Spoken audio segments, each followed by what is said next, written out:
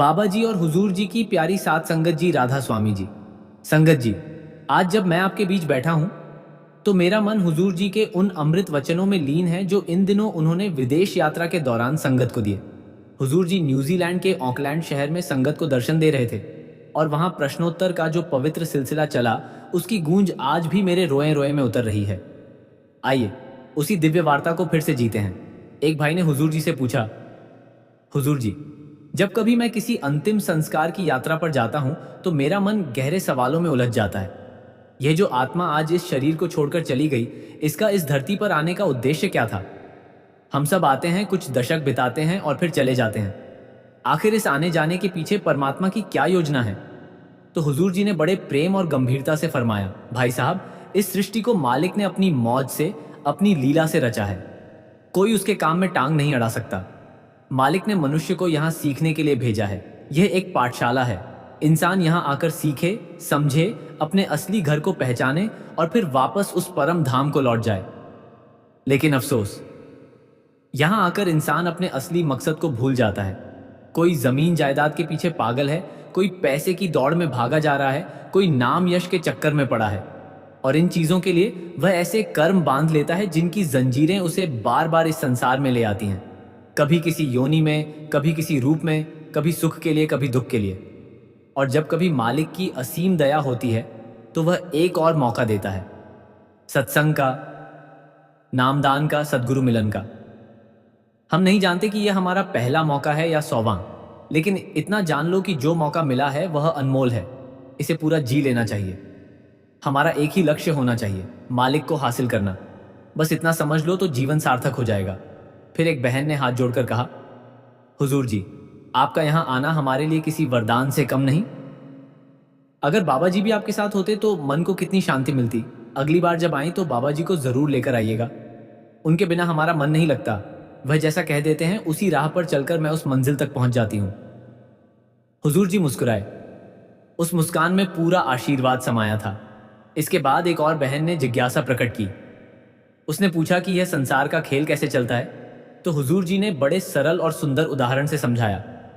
फरमाया, परमात्मा को ऐसे समझो जैसे कोई फिल्म का निर्देशक हो। वही तय करता है कि किस कलाकार को कौन सा किरदार निभाना है।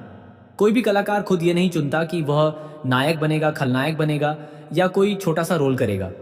इसी तरह यह सारा संसार एक रंगमंच है। हम सब उसी परमात्मा के दिए हुए पात्र हैं। अगर इंसान के हाथ में होता कि वह अपनी जिंदगी खुद लिखे तो कोई भी अपने हिस्से का दुख नहीं लिखवाता। हर कोई केवल सुख ही लिखवाता। लेकिन ऐसा नहीं होता। हर आत्मा का आगे का सफर, उसके जन्म मरण का क्रम, उसके सुख दुख का लेखा जोखा, सब कुछ मालिक ही तय करता है। हम तो बस कठपुतलियां हैं। सूत्रधार वही है, निर्देशक वही है। ये समझ में आ जाए तो सारे अहंकार मिट जाते हैं। फिर एक बहन ने अपनी घरेलू पीड़ा साझा की। वह रोते हुए बोली, हुजूर जी, मैं तो शाकाहारी हूं, लेकिन मेरे घर के अन्य सदस्य मांसाहार करते हैं। इस बात को लेकर अक्सर घर में कहासुनी हो जाती है, माहौल खराब हो जाता है। मैं बहुत दुखी रहती हूँ। हुजूर जी ने बड़े शांत, संतुलित और करुणामय स्वर में उत्तर दिया, बहन जी, यह विवाद करने का विषय नहीं है। तुम अपनी राह पर चलो, वे अपनी राह पर चलें। हमें दूसरों की राह को गलत ठहराने का कोई अधिकार नहीं है, क्योंकि इससे घर का वातावरण और अधिक दूषित हो सकता है। जब उस बहन ने फिर पूछा, तो क्या हमें उन्हें समझाने की कोशिश भी नहीं करनी चाहिए? तो हुजूर जी ने बड़ी विनम्रता से कहा, नहीं, किसी को रोकने या टोकने की आवश्यकता नहीं है। तुम स्वयं अपने मार्ग पर दृढ़ रहो और दूसरों की भावनाओं, उनके विचारों का सम्मान करो। जब तुम उनकी सोच का सम्मान करोगी तभी वे भी तुम्हारी सोच का सम्मान करेंगे। प्यार से रिश्ता बनता है, जबरदस्ती से नहीं। उसके बाद एक भाई ने अतीत के पछतावे को लेकर सवाल किया। उसने कहा, हुजूर जी, मुझसे अनजाने में एक बार गलती से मांस खा लिया था और अब मैं दिन रात उसी सोच में डूबा रहता हूं। बहुत पछतावा होता है। हुजूर जी की आंखों में करुणा भर आई। उन्होंने प्यार से समझाया, बेटा, जो बीत चुका उसे तुम बदल नहीं सकते। बार बार उसी गलती को मन में दोहराने से कोई लाभ नहीं। गलती हो गई तो उससे सीख लो और आगे बढ़ जाओ। अब भविष्य में सावधानी रखो। जब भी कोई खाने की चीज खरीदो तो उसके पैकेट पर लिखी सामग्री को ध्यान से पढ़ो। आजकल हर उत्पाद पर उसके घटक लिखे होते हैं। अगर कहीं भी मांसाहार का उल्लेख हो तो ऐसे उत्पाद का सेवन मत करो। और जो पहले हो चुका उसे मन से पूरी तरह निकाल दो। अगर बार बार पछताते रहोगे तो आगे नहीं बढ़ पाओगे। भजन सिमरन में मन नहीं लगेगा, इसलिए गलती से सीखो और उसे अपनी आत्मा पर हावी मत होने दो। तत्पश्चात एक बहन ने अत्यंत श्रद्धा से निवेदन किया, हुजूर जी, कृपया मेरा और मेरे पूरे परिवार का ध्यान रखिए, हम बहुत संकट में हैं। हुजूर जी मुस्कुराए और बोले, बहन जी, मालिक सबकी संभाल रखता है, वह तो पल पल हमारी रक्षा कर रहा है, बस हमें अपना नजरिया बदलने की जरूरत है। हम देखना सीखें तो हर जगह उसकी मेहर बरसती दिखेगी। तब वह बहन और भी भावुक हो गई। उसने कहा, हुजूर जी, पिछले 2 वर्षों में मेरे परिवार में 2 मृत्युएं हुई, व्यापार में बहुत बड़ा नुकसान हुआ और हर तरफ अंधेरा ही दिखता है। क्या मैं कोई गलत कर रही हूं? हुजूर जी ने बड़े प्यार से उसकी पीड़ा सुनी और फरमाया, नहीं बहन, तुम गलत नहीं हो, ये सब तुम्हारे और तुम्हारे परिवार के पूर्व कर्मों का फल है। लेकिन एक बात ध्यान रखना, तुमने कहा कि दूसरों का दुख देखकर तुम्हारा हृदय व्यथित होता है, ये बहुत बड़ी बात है। ये इस बात का संकेत है कि तुम्हारे भीतर संवेदनशीलता जीवित है, इंसानियत जीवित है, और वह भावना जो तुम्हें परमात्मा से जोड़ती है वह जाग रही है। ये बहुत अच्छा है, इसी भावना को और जागृत करो। एक और बहन ने सामाजिक भेदभाव पर सवाल पूछा, हुजूर जी, जो व्यक्ति सत्संग से नहीं जुड़े हैं, जिन्हें हम गैर सत्संगी कहते हैं, अगर वे हमारे बारे में कुछ गलत बोलते हैं तो हमें बहुत बुरा लगता है। क्या हमें उन्हें समझाना चाहिए कि सत्संग से जीवन कैसे बदल सकता है? हुजूर जी ने बड़े गहरे संदेश के साथ समझाया, सबसे पहली बात, अपने मन से यह भेदभाव निकाल दो कि कौन सत्संगी है और कौन नहीं। गैर सत्संगी जैसे शब्द तुम्हारे मन में भ्रम पैदा करते हैं। जैसे ही तुम किसी को अपने से अलग मानने लगते हो, उसी क्षण तुम्हारी गिरावट शुरू हो जाती है। दूसरी बात, तुम्हारा आचरण ही तुम्हारा सबसे बड़ा प्रचार है। अगर तुम सच्चे मन से सत्संग के सिद्धांतों पर चल रहे हो तो तुम्हारा जीवन ही एक प्रकाश बन जाता है। उस प्रकाश को देखकर लोग अपने आप समझ जाएंगे। हो सकता है वे तुमसे कुछ सीखें भी, लेकिन बहस करके, तर्क वितर्क करके तुम किसी का दिल नहीं बदल सकते। बहस तो अहंकार को ही बढ़ाती है। इसलिए शांत रहो, प्रेम से रहो और अपने मार्ग पर दृढ़ रहो। उसके बाद एक भाई ने अपनी सामाजिक चुनौती साझा की, हुजूर जी, मेरे कुछ दोस्त हैं जो अक्सर मांस खाते हैं। जब मैं उन्हें मना करता हूं तो वे जवाब देते हैं, अगर हम नहीं मारेंगे तो कोई और मार देगा। जब उन्हें मरना ही है तो हम क्यों ना खाएं?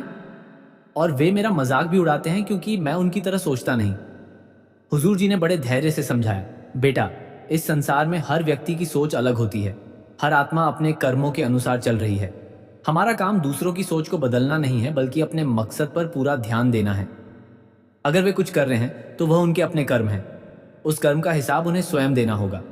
तुम उनके कर्मों में हस्तक्षेप मत करो, और अगर तुम बहस में उलझोगे तो उन्हें और मजा आएगा, क्योंकि उन्हें खुशी तभी मिलती है जब तुम रिएक्ट करो। जब तुम शांत रहोगे तो उनकी ताकत खत्म हो जाएगी। इसलिए अपनी ऊर्जा बचाओ, उसे भजन सिमरन में लगाओ, यह न कि बेकार की बहसों में। संगत जी, अब मैं आपको एक ऐसा प्रसंग सुनाता हूं जो मैंने स्वयं हुजूर जी के मुख से सुना था। यह प्रसंग आत्मा को हिला देने वाला है। इसे सुनकर आप समझ जाएंगे कि कर्म कितने सख्त हिसाब लेते हैं। वे बिना ब्याज के नहीं लौटते, वे दया नहीं दिखाते, वे पूरा लेखा जोखा ब्याज समेत वसूल करते हैं।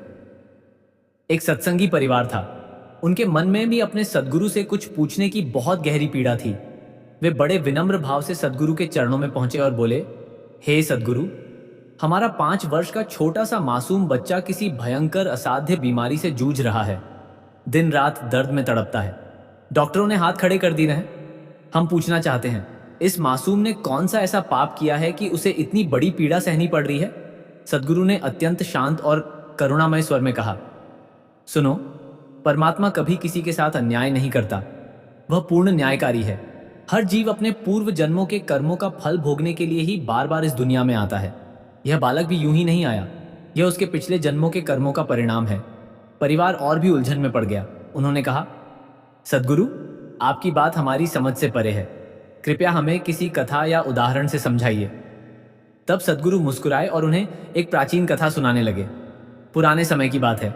एक राजा था जो अत्यंत धर्मपरायण, न्यायप्रिय और ईश्वर का सच्चा भक्त था। उसने अपने महल के पास एक भव्य मंदिर बनवाया और उस मंदिर की सेवा के लिए एक ब्राह्मण को पुजारी नियुक्त किया। वह ब्राह्मण बहुत ही सज्जन, विनम्र और धर्मनिष्ठ था। उसने कभी भी राजा से कुछ नहीं मांगा। उसके श्रेष्ठ आचरण और सरल स्वभाव से राजा भी अत्यंत प्रसन्न रहता था। कई वर्षों तक वह ब्राह्मण उस मंदिर में पूजा अर्चना करता रहा। राजा का एक पुत्र था। जब वह बड़ा हुआ तो राजा ने उसका विवाह पड़ोसी राज्य की राजकुमारी से कर दिया। विवाह की पहली रात को राजकुमारी को नींद नहीं आ रही थी। वह महल में इधर उधर टहलने लगी। जब वह अपने पति के शयन कक्ष में पहुंची तो उसने देखा कि पलंग के पास एक सुंदर तलवार रखी है जो हीरे मोतियों से जड़ी हुई थी। जिज्ञासावश उसने तलवार को उठाया और म्यान से बाहर निकाल लिया। तलवार को देखकर वह घबरा गई और डर के कारण उसके हाथ से तलवार छूट गई। वह तलवार सीधी पलंग पर सो रहे राजकुमार की गर्दन पर जा गिरी। एक ही बार में राजकुमार का सिर धड़ से अलग हो गया। उसकी मृत्यु हो गई। राजकुमारी हैरान रह गई। वह अपने पति की मृत्यु से अत्यंत दुखी थी, साथ ही भयभीत भी थी। उसे लगा कि अगर उसने सच बताया तो कोई उसकी बात पर विश्वास नहीं करेगा। सुबह होते ही उसने जोर जोर से रोना और चिल्लाना शुरू कर दिया। किसी ने मेरे पति की हत्या कर दी। महल में हड़कंप मच गया। राजा भी तुरंत वहां आ पहुंचा। उसने पूछा, किसने किया? राजकुमारी ने कहा, मैं नहीं जानती वह कौन था, लेकिन मैंने उसे महल के पास बने मंदिर की ओर जाते देखा है। राजा और उसके सैनिक तुरंत मंदिर की ओर दौड़े। वहां उन्होंने ब्राह्मण को पूजा करते हुए पाया। सैनिकों ने बिना कुछ सोचे समझे उसे पकड़ लिया। ब्राह्मण बार बार कहता रहा, मैंने आपके पुत्र की हत्या नहीं की, लेकिन किसी ने उसकी एक न सुनी। राजा के मन में भी बार बार यह विचार आया कि ब्राह्मण निर्दोष हो सकता है, लेकिन परिस्थितियों और लोगों के दबाव में आकर उसने निर्णय ले लिया। राजा ने कहा, मैं तुम्हें अभी मृत्युदंड तो नहीं दूंगा, लेकिन जिस हाथ से तुमने मेरे पुत्र की हत्या की है, मैं उस हाथ को कटवा दूंगा। इतना कहकर राजा ने ब्राह्मण का हाथ कटवाने का आदेश दे दिया। उसी दिन ब्राह्मण का हाथ काट दिया गया। इस घटना के बाद ब्राह्मण अत्यंत दुखी हो गया। उसने राजा को अधर्मी मान लिया और उसका राज्य छोड़कर कहीं दूर चला गया। उसके मन में एक ही सवाल था, जब मैंने कोई अपराध ही नहीं किया तो मुझे इतनी बड़ी सजा क्यों मिली? इसी प्रश्न का उत्तर पाने के लिए वह किसी विद्वान ज्योतिषी की खोज में निकल पड़ा। काफी खोजबीन के बाद उसे एक प्रसिद्ध ज्योतिषी के बारे में पता चला। वह तुरंत उनसे मिलने उनके घर पहुंचा। जब वह वहां पहुंचा तो ज्योतिषी घर पर मौजूद नहीं थे। उनकी पत्नी घर में बैठी थी और वह अपने पति की बुराइयां कर रही थी, उन्हें अपशब्द कह रही थी। कुछ देर बाद ज्योतिषी घर लौटे। उनके आने के बाद भी उनकी पत्नी उन्हें लगातार तिरस्कार भरे शब्द कहती रही, लेकिन ज्योतिषी बिल्कुल शांत रहे और उन्होंने अपनी पत्नी को कोई उत्तर नहीं दिया। ब्राह्मण को देखकर ज्योतिषी ने आदरपूर्वक कहा, कहिए पंडित जी, आप यहां कैसे आए? ब्राह्मण ने कहा, मैं अपने बारे में कुछ जानने के लिए आया हूं, लेकिन पहले आप यह बताइए कि आपकी पत्नी आपका इतना अपमान क्यों करती है? ज्योतिषी मुस्कुराए और कहने लगे, यह मेरी पत्नी नहीं है, बल्कि मेरे कर्मों का फल है। इस संसार में जो भी रिश्ते हमें दिखाई देते हैं, भाई पुत्र, पिता पत्नी, माता बेटी, ये सब हमारे अपने ही कर्मों के परिणाम होते हैं। हमने जो भी कर्म किए हैं, चाहे अच्छे हों या बुरे, उनका फल हमें भोगना ही पड़ता है। इसलिए मैं अपने कर्मों को शांत मन से स्वीकार कर रहा हूं।